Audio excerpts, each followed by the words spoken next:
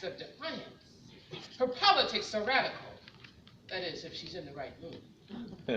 And when we disagree, she loves to raise her voice, stomp her feet, and stir my passions. She dares to tell the vicious lies that force me to unravel my naked truth.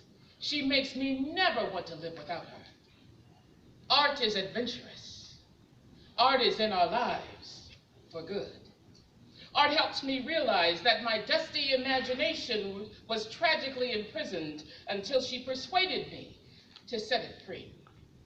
She turns my head so that I can perceive life's stunning contradictions, so beautiful they make me weep. She holds the key to why my heart leaps at the sound of lovely, haunting melodies, and why my soul resonates so deeply with imagery of fall leaves colored so brilliantly. I confess, it takes a humble heart to courageously commune with art. Endure the untidy edges of her energy. Seems like the more she reveals, the less I know. The more curiosities I explore, the more new pathways appear leading to open doors, and she is there, always there, beckoning me to come. Come and get lost and have emotionally reckless, condomless intercourse just to see what beautiful thing we can produce together. Art leaves me breathless. Art is in our lives for good. Because of her, I went on tours of originality, explored new mediums, and met new friends, sat through do-it-yourself classes, some of which I thought would never end. She forced me to fall in love with the curves of colorful strips of clay. She invited tango music to engulf my body and make my hips sway. She encouraged me to lean into my mysteries, relax and enjoy the cuddling. And when we danced, I glanced and saw the ghost of my reflection, and I looked good. Damn good. I was beaming like art was giving my lonely soul a wet and warm kiss on the mouth.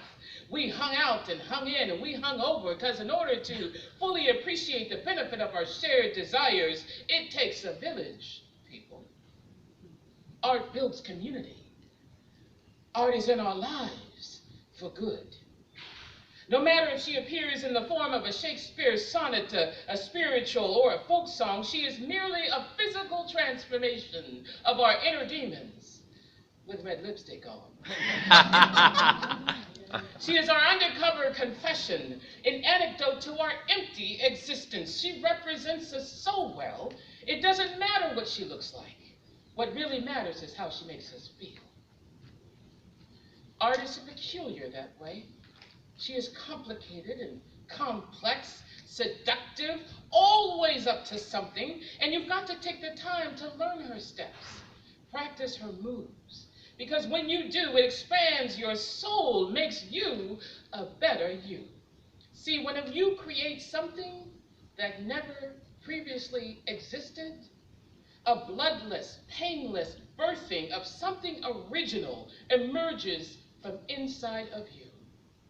And there's no going back to recapture innocence lost. Brilliant, depraved, or misunderstood, art changes us for the better.